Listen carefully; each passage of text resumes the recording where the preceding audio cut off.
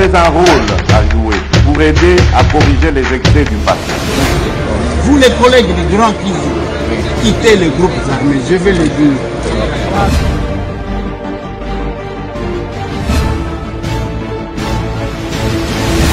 Allez, bienvenue mesdames et messieurs, bonjour, bonsoir, ça dépend, et bon week-end à vous. Il est samedi le 24 mai 2025. Samedi moko ya bien. Mais ici bino samedi moko ya bien. Week-end moko ya bien. Mais moni boza agité, boza soki neni. Lelo tokolobe la sortie médiatique, il y a Joseph Kabila Kabange, China Rambo. Je vous vois agité, nini. Et ça va pas bébé boyo quitter. Bote que langa stress. Bote que langa insomnie. Je vais vous donner une bonne lecture. Il y a sortie médiatique, il y a Joseph Kabila Kabange. Makambu ebele boyo quitter. Nalobaka na bino botika kolekisa ta ya kolanda soki wapi. Bolanda kabiso. Je serai basé spécialement sur ça. Yango tokolobela. Ce sont des petites informations que je vais ajouter. On a causé de la propos, il y a Donald Trump sur la question de la RDC. Voilà, c'est une bonne nouvelle. Bande Konangai, nous souhaitons d'abord bon retour na capable Dogi Kulungu. Donc, la bino son entrée na Kingwangala, beaucoup de monde par la suite. Je félicite Martin Bakole, ce boxeur-là. On a moni a fongoli école na Kananga. Et centre de santé plutôt. Félicitations champion. Oebi, tout Congolais qui fait quelque chose pour son pays. Ngai tambo n'encourage. Mais oezo qui n'est pas polémique ya magabu wa netalingati. Okutangati. Champion, félicitations. Pour na acte 1. Parce que na makofi na yo okeko sunga bandeko. Alors qu'il y a beaucoup de politiciens, bazo zwaka mbongo ya l'État, bakanisakata batu wanati. Baya kana ngongo ya campagne. Baye bakosi wanande bakoyeba ke ba mama balataka maputa. Baye kolatisa bango ba polo na bango pona ko servir bango des panneaux. Voilà pourquoi biso na action commune pour la République. Nous avons une autre vision. Bande konanga izako ko sabino te, ce n'est pas de l'orgueil, c'est un villageois qui parle. Si on était comme les autres, on resterait avec les autres. Si nous avons décidé de créer un parti politique, parce qu'on n'est pas comme les autres, croyez-moi, Bande Konangai, parce que les changements de ces pays-là, et que ça les met jamais sans les capables. Les capables, c'est qui? C'est tout Congolais qui s'engage à travailler pour sa patrie. Bravo, champion. J'ai suivi l'extrait de la vidéo, ça a habité Azala qui a l'émission na Yeso qui na France. Il va finalement dévoiler nana bimisaye na boloko. Na créé COP mo beneti fobimisa 4000, na créé Kofimo, na créé Mutumo ba qui décide. Yango wana na bedi solong. Donc mais Franck Stéma il fallait qu'il accorde en profondeur ya monsieur Lézer. Ya honorable Eliezer Tambwe. Yé muta souvent ngai sai na koko selanga parce que papa Molia oui. Azagi na atika débat quand ne Franck Stéma yatiki. Mais ndeko Eliezer ngaloba yé muta bimisa na boloko. Parce que nous tété yé accorde na débat ya ko poser ba question approfondie. Que bon ça va. Bah violer combien de personnes? 7. Après au télémi OK. Oh. Et ben lui ko s'inquiétude. Yo moi qui va violer 7 personnes au télémo kende. Oui. Bon, et comment qu'il y a débat? Ezaki Erning, Ezaki Wapi, Natinel. Oh, c'est Natinel. Donc, question, c'est ça là, que tu vas comprendre déjà que journaliste a aidé, tu dois comprendre que c'est faux, Makambo Moutaoloba. Les actes que nous posons, mieux vaut battre sous bat témoignage kayango. Et les témoignages, Ezaka Nengo Bosokawa. Le Congo, c'est un pays riche. Nzamba se trompe pas, tapez mboka moko kitoko qui attire la convoitise de tout le monde. Voilà pourquoi l'Obina Elsa Kibino, on va vous mettre l'extrait de Donald Trump. Azo Solorana, président sud-africain. Mais où y a Kotisi Makambo Congo. Et tant que Kotisango, à l'obéli rébellion, à l'obéli agression. done through some very talented people, helped settle a war that's been raging for years, Rwanda and the Congo. And I think we've done it. Believe it or not, I think we've done it. And could you just say a few words about that, my friend? Yes. A couple of weeks ago, they signed, the two parties signed a declaration of principle in which they agreed on the way forward. And they have both submitted draft peace agreements, and we have put together one that incorporates both of their suggestions, and we've given it to them. So we're in the process of finalizing Looking this. Good, right? Looking very good. No, we have to thank you for even those efforts, because the African continent, particularly SADC, our Southern African Development Community, has for years been seeking to foster peace in the Democratic Republic of the Congo. So all efforts, including those from outside the continent and inside the continent, are really worthwhile. We are removing our troops from there so that peace can then prevail in that whole area. And we hope that with the support of the international community, we will really have peace in that area. It's so vital, it's so important for the whole region. Well, we sent our people there, and I think we did a very good job, as headed by my friend. And that was great. That was great. I mean, I'm just hearing phenomenal reports, because all I'm hearing is death, death, and they're chopping heads off, and it's horrible over there. And it was really brave of you to go there, and I really appreciate it. And it looks like we have something very, very substantial. We also talked about trade with them in terms of rare earth and all, but really more for the. It's like. If you take a look at what we just did with Pakistan and India, we settled that whole thing, and I think I settled it through trade. We're doing a big deal with India, we're doing a big deal with Pakistan, and they said, what are you guys doing? You know, somebody had to be the last one to shoot, but the shooting was getting worse and worse, bigger and bigger, deeper and deeper into the countries, and we spoke to them, and I think I hate to say we got it settled, and then 2 days later, something happens, and they say it's Trump's fault. But Pakistan has got some excellent people and some really good, great leader. And India is my friend Modi. And he's a mutual friend. Yeah, he's a great guy. And I called them both, and we just did something good. We're trying to settle Russia, Ukraine. Awa batu nyonso bazomona que le problème c'est un problème congolais. Monde entier bayebi que c'est le Rwanda qui agresse le Congo.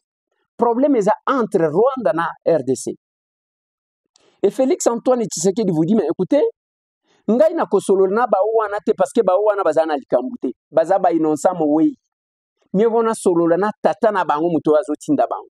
Beaucoup de Congolais n'ont pas compris. Ils continuent à insulter.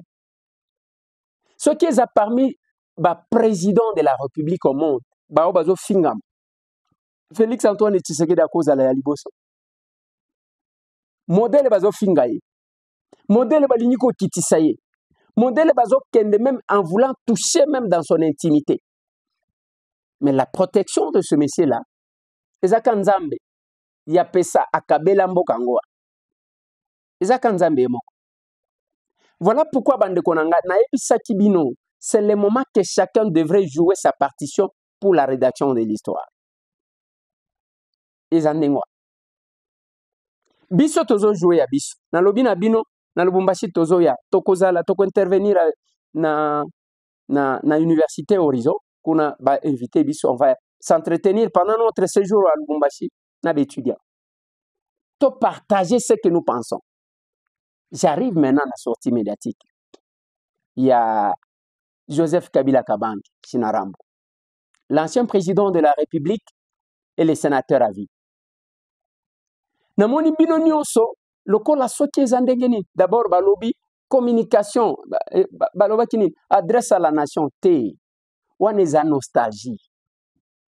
Actuellement, Joseph Kabila Kabange n'a plus qualité de s'adresser à la nation.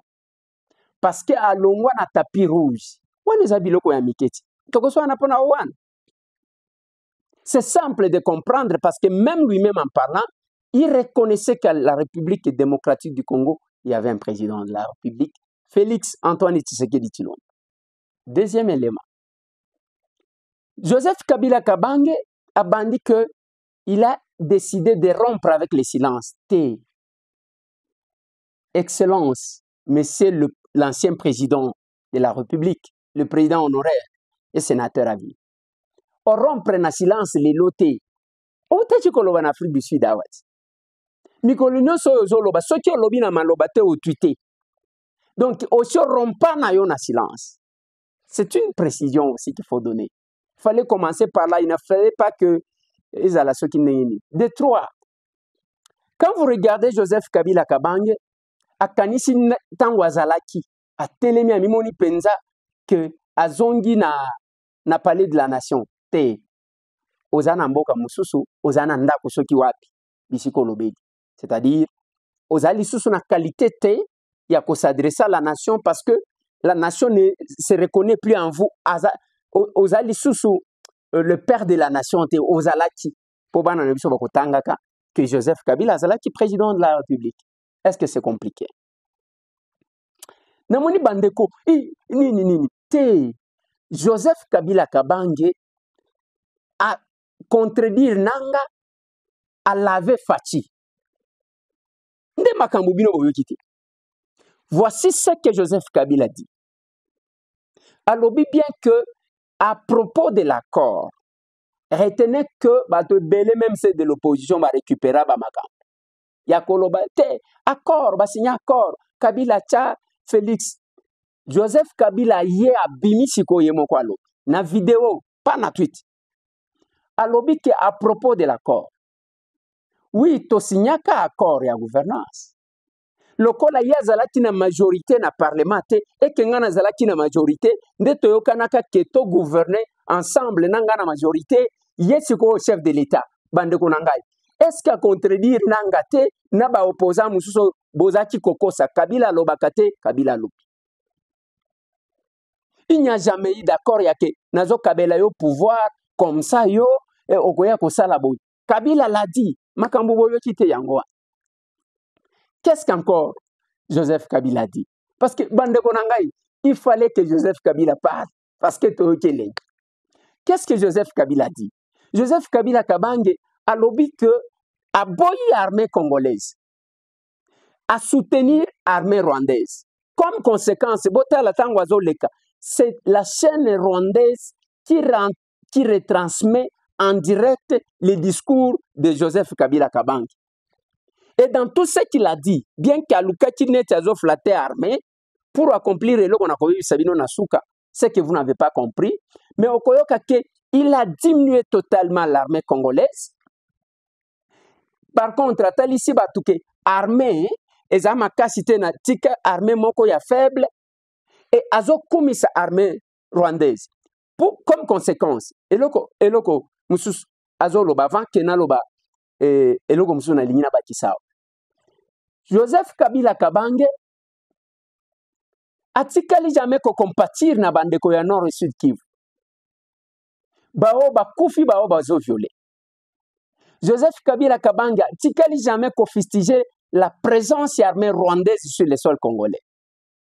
Mais par contre, azo kanisa que le gouvernement de bakotisi bapaya. Mais tant que baba kotisi bapaya, mais mutunasko parce que l'histoire est récente. Et là qu'on y oppose na Vital Kamerhe, on a comment livre pourquoi il avait choisi Kabila. Et là qu'on est opposé à Bangwezani. Pour ceux qui ne savent pas, c'est parce que Joseph Kabila kotisaka ba rwandais sur le sol congolais, ba militaire rwandais. Nde yangwe mimaka ki Kamerhe akoka kolongwa na Assemblée nationale comme président. Est-ce que c'est compliqué ça? Joseph Kabila Kabange a traité bandeko ba congolais, a traité bango lokola ba bandi ba force négative wana ba wazalendo. Mais ba o bazo boma a beteli bango maboko. Joseph Kabila Kabange eloko ebisi sote ezake tango alongwaki atikaki ba FDLR wapi. Ya lobi atikaki mboka mobimba. Mais ba FDLR atikaki bango wapi. Mais sous Félix Antoine Tshisekedi Tshilombo, l'ambassadeur rwandais, Karega, a lobby que les prétextes ya ba FDLR et c'est l'équipe parce que les FRDC sous Félix Antoine Tshisekedi Tshilombo basi banéantir ba Joseph Kabila Kabangi en disant que ba militaire bazala ki malama tikaki soki ndenge nini mais le commandement jusqu'aujourd'hui de l'armée nani azo commandé eza ba officier yo tikela bisoti est-ce que bazui ba combattant est-ce que bazui ba force du progrès est-ce que bazui ba zale nonde bazo commandé ba commandant oyo tikela biso bangonde ba o wana parce que dans 6 mois dans 6 ans plus tôt mutu comme général te Joseph Kabila Kabangi eloko ayebisi biso te eza ke sous mandat na ye yaza militaire général major azaki kofuta ba militaire combien lelo ba militaire bazo toucher combien bandeko na ngai Joseph Kabila Kabangi eloko akokaki kosala bino bato bo se trompaka vous comparez Félix Antoine Tshisekedi Tshilombo na Ibrahim Traoré mutu to kokaki ko comparer na ye na Ibrahim Traoré c'est Joseph Kabila Kabange parce que oyo Ibrahim Traoré aza capitaine c'est un militaire tozalaki na général major akokaki kosala biloko oyo lelo Ibrahim Traoré azo sala na Burkina Faso akokaki kosala na biso yango asalite eloko Joseph Kabila Kabanga alobite toyoki te na monoko na ye ko condamner agression kotanga kombo ya Kagame ezalaka ngai akoki jamais kotanga pona ko condamner soki alobi yango esi eloko mususu Joseph Kabila Kabanga alobi balobi sur base ya ba rumeur ba condamner ngai je me prépare dans les prochains jours nazo kende de manière officielle na Goma oui mais biso to lokota ki makambute Olivier Kamitatu porte-parole ya Moïse Katumbi ne mutu ayebisa biso ke yo zo kende kuna ba pesi biso programme na yo na ndengo linyo kende ko s'installer soki olinyo kende siko na mo yo moko ndo kenda ki butu après o wangani ko wangani za problème te ko kende na yo de manière officielle ezo surprendre biso te mais eloko to yebi ozo kende ko sala remise et reprise na bana misala na yo tindaki bananga na ba bisimo comme ça yo moko kende ko zo c'est ce que ça veut dire pande ko raga nazo ebisa biloki lobina nali bien moko azaka te parce que ba révélation lelo na ebite soki mutu akobima lisusu lobi alobake Kabila ka Félix pouvoir na ebite bimwe soki mutu wana aza mutu malade faut kokanga ye komema ye na CNPP parce que Kabila alobaka te il a dévoilé alobi même accord rango ndenge sinyama nanga alobake Tshilombo n'avait pas gagné les élections yango tozaki kokanisa ke mutu akoloba yango mutu akoloba yango alors bandeko na ngai lelo quand mutu akei asatake na bandeko na ye ba congolais ba wazalendo ne ba komi ba bandi ba force négative mais le Rwandais na batu misusu nde batu malamu et après il va faire un clin d'œil na armée pour na koluka ko poser il y a l'acharnement bazo kanga ba o na o et puis alobi makambo tribalisme bandeko na ngai on ne peut pas aller là-bas. Ça m'a étonné et moi ça me dérange personnellement. Pourquoi ça me dérange? Modèle est évolué avec la remise et reprise, la passation pacifique à pouvoir. Moi je voyais Kabila là-bas. Et je me rappelle modèle wananenge ba yembe la kaye bazolanda Cortez na et pas ba wewa bazo betele maboko. Kabila devrait rester là. Il y a que ba conflit en Afrique, on va les consulter. Aujourd'hui personne qui les consulte. Avec tout ce qu'il y a en Afrique, Kabila pouvait être un jour médiateur dans un conflit, il pouvait être facilitateur dans un conflit, il pouvait être beaucoup d'anciens chefs de l'État. Mais hélas,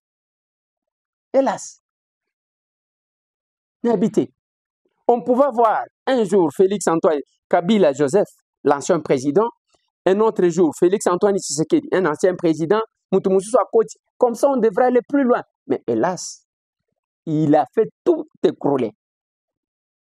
Mais au mauvais moment, bande konangai, sortie médiatique de Joseph Kabila, mais ce que je vais vous montrer, c'est qu'il n'a pas dit, mais c'est que je sens qu'il est en train de préparer. C'était un coup d'État à Kinshasa. Ne vous laissez pas distraire. Parce que Bitumba ici, Siliwana na Ibsakibi. Trump l'a dit. Bitumba na RDC ici. Mais maintenant, qu'est-ce qu'il prépare? C'est un coup d'État. Nganazo senga na mampinga na bis. Bao baza proche du chef de l'État. Veillez sur les chefs. Yango ngana lobaki, tango alobi ba événement, a rappelé te. Il fallait au rappeler pe kamwena sap. Il fallait au rappeler pe Bundu dia Congo. Il fallait pas au rappeler massacre à Kisangani. Il faut pas au rappeler massacre à Goma. Il fallait au rappeler Barosi Mukenji. Il faut rappeler na UDPS. Tango zomona batu bazomona cercueil ezana sewana. La voiture que vous voyez, la RAV4 de couleur blanche, ngande mtunazaki na kati, na memaka toute la famille de Rossi, quand tout le monde a fui, et que babouaki cercueil ngana telemiwa, ngande mtunakitaka. Au rappelé yangote. Vous n'avez pas rappelé, monsieur le président honoraire de la RDC, au rappelé l'assassinat d'un président de la République en fonction, nous allons Laurent Désiré Kabila. Au rappelé bisoté. Si on sautait pour Nanine, on sautait par événement, mais sous pour Nanine. Et parmi Patois Liboso, la bonne réponse, Claudel Loubaye, Olobiboui. Kabila incarne le mal congolais aujourd'hui. Et donc, incarnant le mal, il aurait aimé faire quoi des Congolais qui deviennent tous des mots? Non. Je crois que les Congolais ne l'ont pas suivi et il a raison. C'est tout simplement parce qu'il n'a pas été clair avec les Congolais. Il ne leur a pas proposé quelque chose de concret, de précis, qui pouvait les accrocher. Et cet aveu d'échec veut aussi dire quoi? Il y a eu de sa part un refus d'intégration dans la congolité ici. Il ne s'est pas intégré.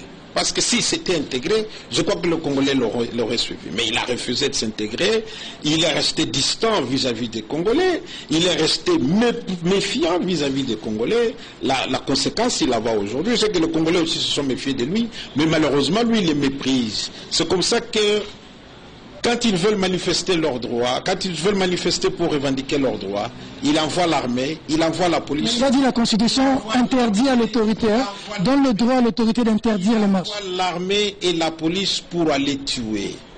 Et là, il commet des fautes, il commet des crimes imprescriptibles. Et c'est ce mépris, c'est cette arrogance, c'est ce cynisme enjoué qui explique justement que le Congolais se méfie de lui et que le Congolais ne puisse pas le suivre. Il a beaucoup à regretter que le Congolais ne l'ait pas suivi, mais je crois aussi que le Congolais aussi sont fiers de ne pas l'avoir suivi. Ils sont fiers de ne pas avoir été transformés par lui, parce que de toutes les façons, je ne pense pas dans le contexte actuel qu'il ait été un modèle ou qu'il ait proposé un modèle. Est-ce que Batoubalandi Joseph Kabila?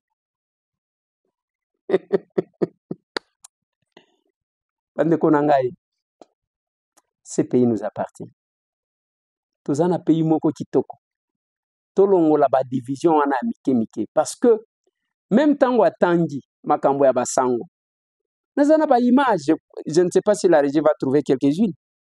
Il y a comment sous le régime Kabila. Basango balongola bango ba nzambala.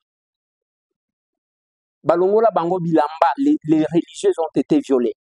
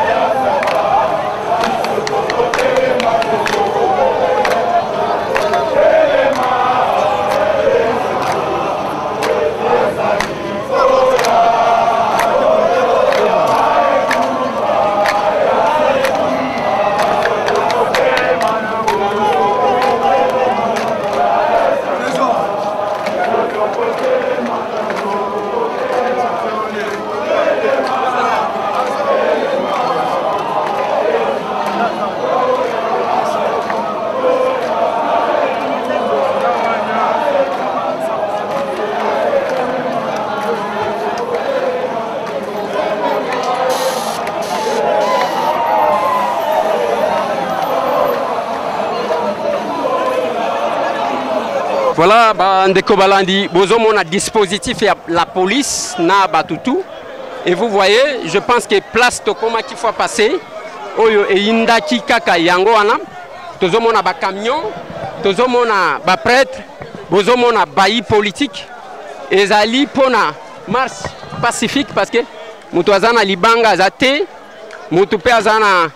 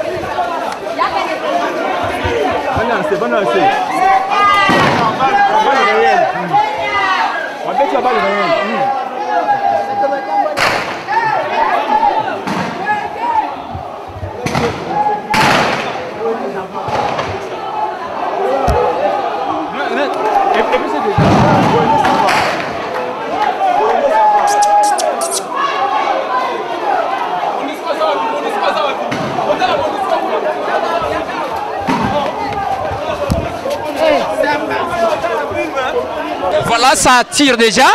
Ah ouais, dans Saint-Joseph, donc ça tire de partout. Bon, comme on a niveau, mais ah ouais, tout le monde qui monisco, télémi, on ne sait pas ce qui, micro, je suis sûr que quelques personnes, kokangama, nakati ambiance, oui. Ouais. Voilà. Voilà.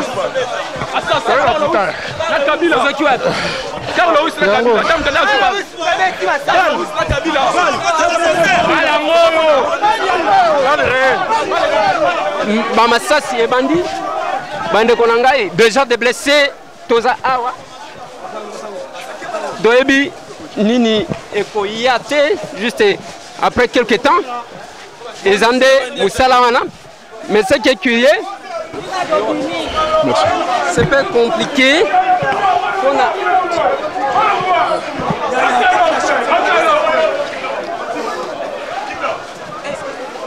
Ouais, honorable, vous en avez le bagolo. C'est un peu compliqué. Bah, tu vas les mater. Lutte sans négocier. Tous armés. Donc, protection à Bissou et à Margarine. Tu as dit que tu as un oui, mais déjà, il y a déjà des blessés. Mais on se demande, Monisco, Kaba photo, Kanga, c'est tout. Moni, oh, et ça, téléspectateurs. Ouais. Il ne faut pas beaucoup compter sur eux. Ouais. Les Congolais doivent compter sur eux-mêmes. Ouais. On doit aller jusqu'au bout. On ne doit pas se fatiguer. On a commencé une lutte. On doit prouver à ceux qui nous en veulent, à ceux qui veulent prendre notre pays en otage, que le Congolais ne se laissera pas faire. Merci beaucoup. Voilà. Oh, Banoko. Ouais. Oza. Ouais. Je pense. C'est compliqué. Missou Passi. Oh, mais on est obligé d'être au service de cette nation. La population a été dispersée. Ouais. Mbote papa. Bondeko. Oui. Touti Kobima Awa directement, ça tire réaction à Yoacho. Vraiment, on a regretté parce que tout tamboli calmement, Bomoni Yango, Nakanisi Bodupe Babilili, mais Bazako tiré biso à bout portant. On a évité, on a du choc dans le colo, grenade na bango lacrymogène et panzelinga kaka na le colo. Donc, commentaire à ça, il y a été bien image pour moi Makamoleki. Merci. Merci. Ouais. Makila Yango. Ouais, je vois. Makila Yango. Ouais. Le où? C'est compliqué. Ouais.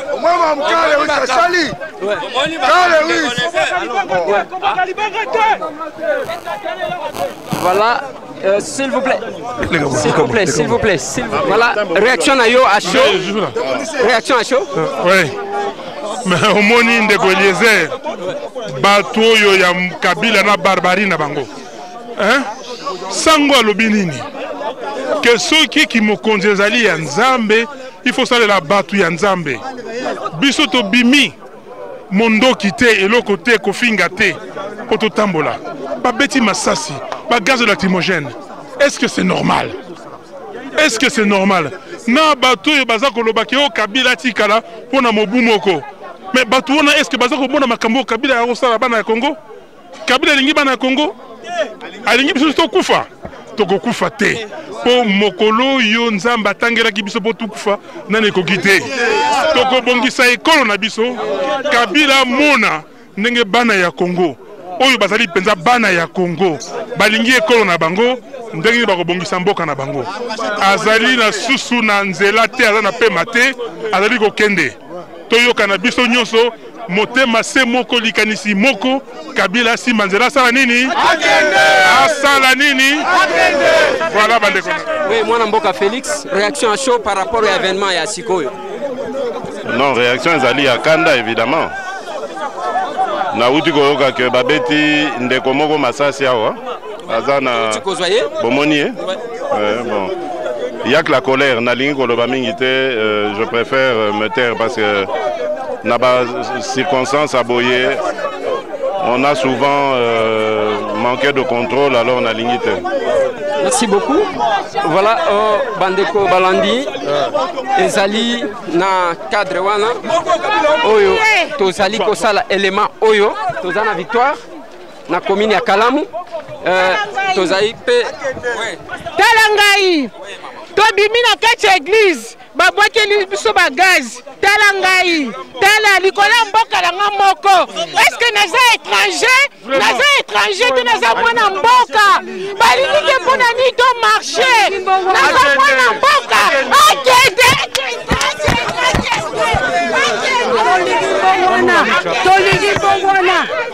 toligi bongwana bala basala classe basala misala na simati omoni kabila nivone mela kabila akende bana posa na eli bana posa na eli akende vraiment ndeko leser micro eza ngai tika kosika kama ndeko leser na mboka to kamwe sabi ke na toza balobi bana bakoksi 40 ans bavandi kaka na bandako bapara biso kasi ko yaya ye ayako pia bana musala bana baya la malamu tala ndio osaba mama ndeko leser likambo ekamusinga parce que marche oyo eza ya ba catholique eza lisusu te marche ya boposa po baloba eza marche ya ba catholique.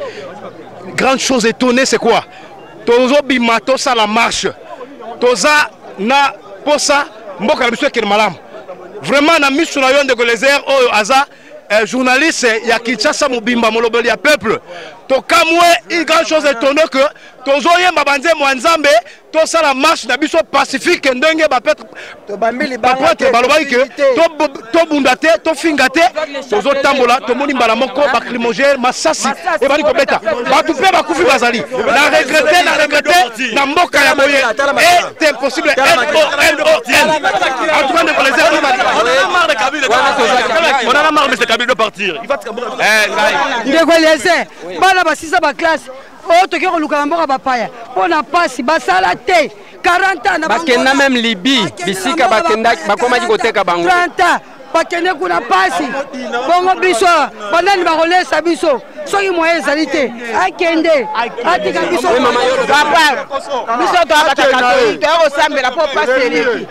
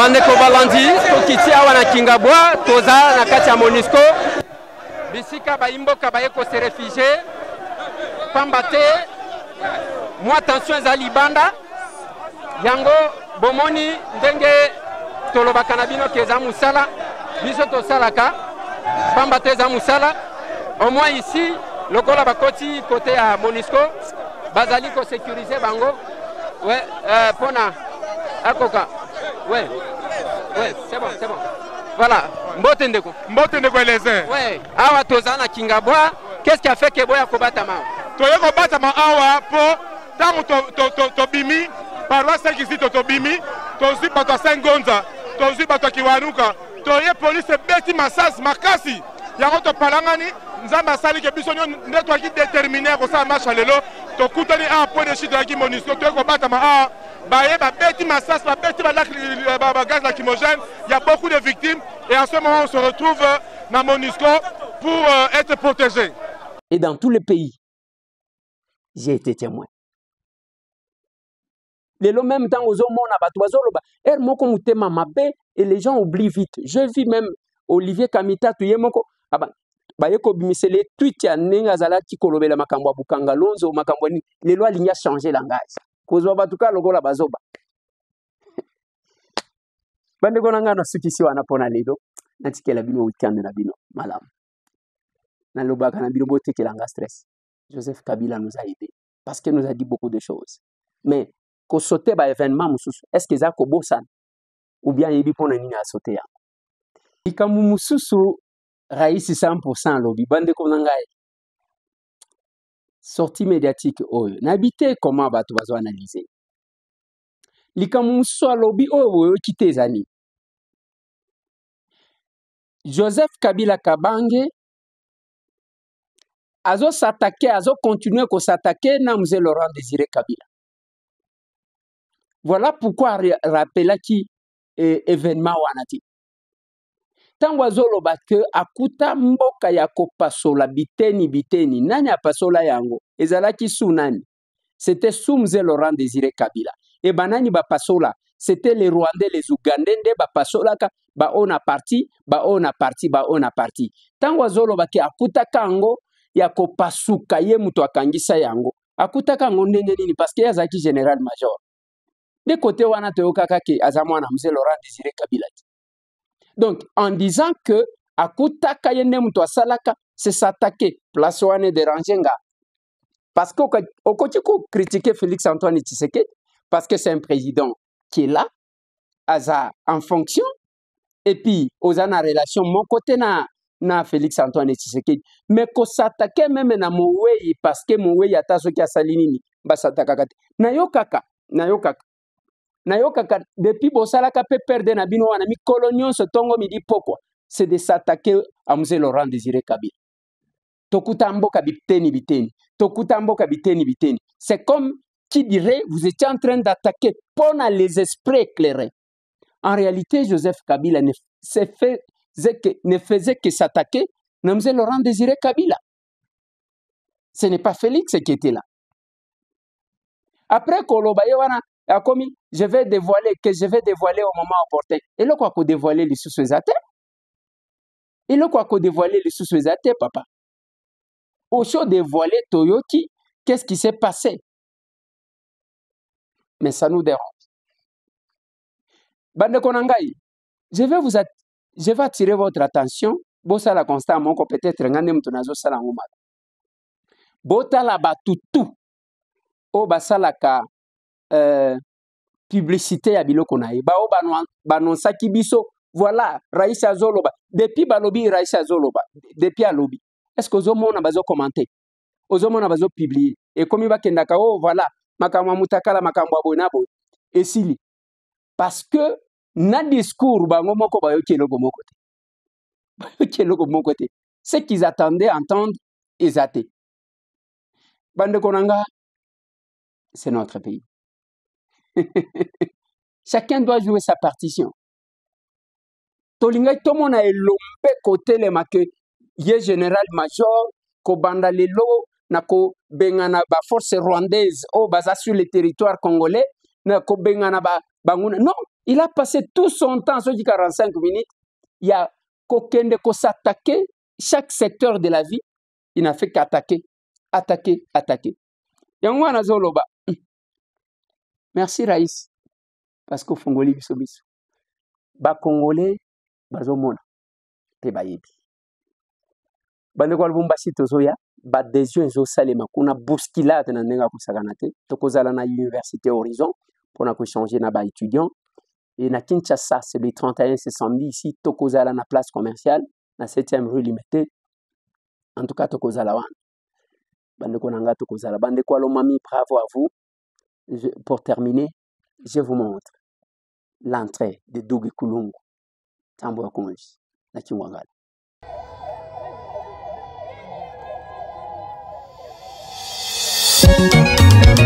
sekashachorana kambangweni tatangia chamwana chekwenda shona uno mitwenda taheta uno mkishasa wikani mwemwene werasoni. Les hommages à Papa Pascal Tissola Kulungu de la part de votre fils, le représentant valable, honorable Bosse Chapa Lucas Aurus Munga, journaliste Bana Kindwangala, Bana Kasongolunda Chapani directeur Top sec les petits J Bana Kaimba, Bana Kafufu Antonio top 5 Bana Sauribo Stafro Jainda Mama Leli Aiki Katanda Bosse Tosca les grands coachs Venudia Muchokwe Papa Soin Adela Yabana Lamine Kumeneka Mwene honorable député wa Yetwe Lube Kulungu Tambwe wa Kunji Itukiala Bana Chikapa Hey Balekina balek Ayaya Bambuta na bambuta Apapa Apapa na bamama Beto nyeso na ndima nanye Mwechenwe Aksilanga kweni Kulungu yaya Chirini maninga Mwechenwe Aksilanga kweni Kulungu yaya Uchirini maninga Mwechenwe Aksilanga kweni Kwani Muyamba Kulungu yaya Uchirini maninga Mama katika liata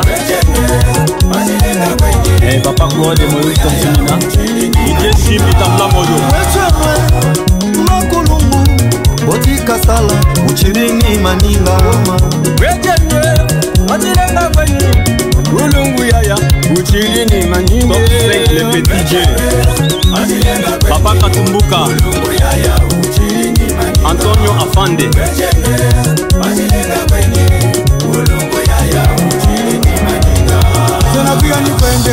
Le roi Nzofo Naeta Kingwangala Munga mkajiji mweunji Wana ya Kulungwe David Fungu Mangusa Mwele Kingwangala mapele mame Ngujana wakanawe Mama Katimu Yamba Ngubomba na wakanawe Main grande Jesu Mungu Sakasonga Lunda Ana Tembo Kumona ya Kulunde Mabadike Munge yame Mwise jele Wera sone Nunguswaka nawe Bose Patriye wa Tembo Takulungu takumeneka kulia kwenda shakulu tata wivanawa Reimwa Chiamva hamikani Reimwa Chisenge Mweunju Tantumina Alex Fumus Hymne National Richard Mangendimas Christine Yanga Bose Landry Mwowela hamikani Bose Serge Mtumwene Adolf Mute Bachela Mwina Yema Mukwasaki Chef Kiamvu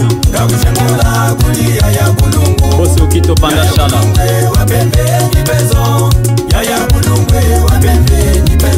Bana Mpanzi na Bana Tambwanseke Yena Mugashiri Bana Kikwati Mukumestre Kasemene Boss Bentu Munene kutoka Fungu Honorable Kulungu Yaya Kulungwe Yaya Kulungu Lunga Mukodwe Yaya Kulungu Yaya Kulungwe Yaya Kulungu Yewa Zeka Shachuwa Yaya Kulungu Yewa Yaya Kulungu Yaya Kulungwe Yaya Kulungu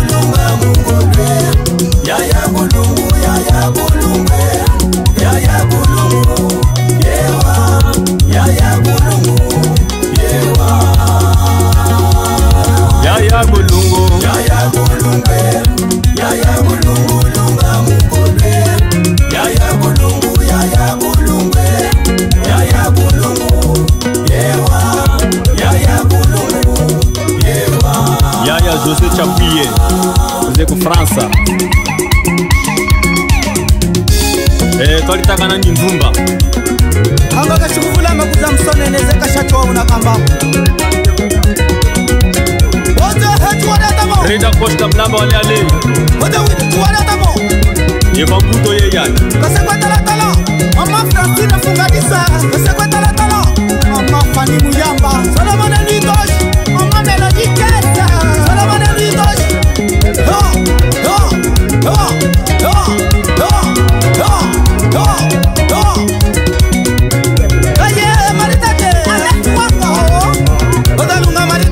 Artisan J existe. Manalunga maritete mo.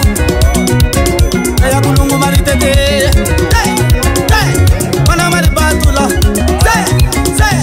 Lunga maritete. Oh maribatule. Maribatula. Il en est fini. Bon week-end à vous et bon séjour à tous les capables. La SG Sophie Kapoudi est arrivée aujourd'hui avec une forte délégation. On se voit. Rejoignez-nous, les capables. Rejoignez-nous. Rejoignez-nous. Il n'y a pas de parti politique à comparer avec l'Action commune pour la République. Je sais de quoi je parle.